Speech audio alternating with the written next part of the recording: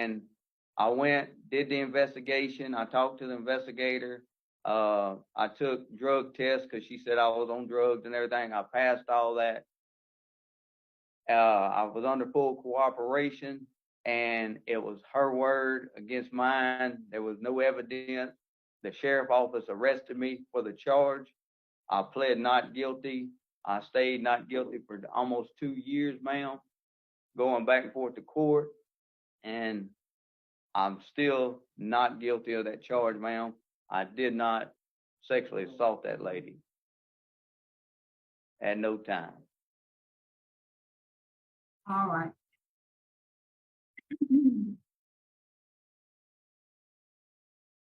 Well, you're actually, they ultimately dismissed the rape charge, and it may have been because you received a life sentence in this case, but I'm not going to speculate on,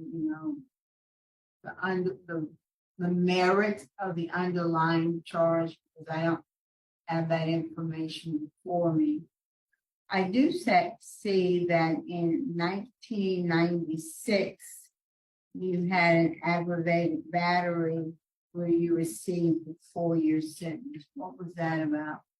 Miss Jackson, that was a fight in high school. I was my senior year. Actually, 1995 should have been the date of arrest. How old were you in 1995? I was a juvenile. I was 17 years old, ma'am.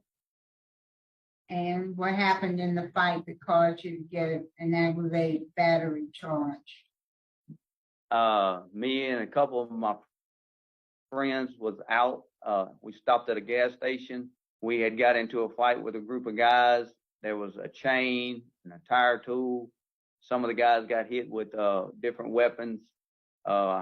I threw a chain with a lock and hit a guy with it, and that caused me to get aggravated battery. I pled guilty to 4 years hard labor, ma'am. So you were not probated, you actually served 4 years in prison? Yes, ma'am. I never had probation. You did not get a suspended sentence? No, ma'am. Also, in connection with that, there was a cruelty to a juvenile. Yes, ma'am.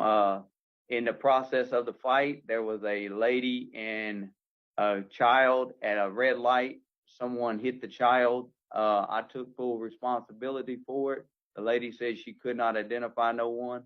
Someone, either you hit the child or you did it or you didn't. So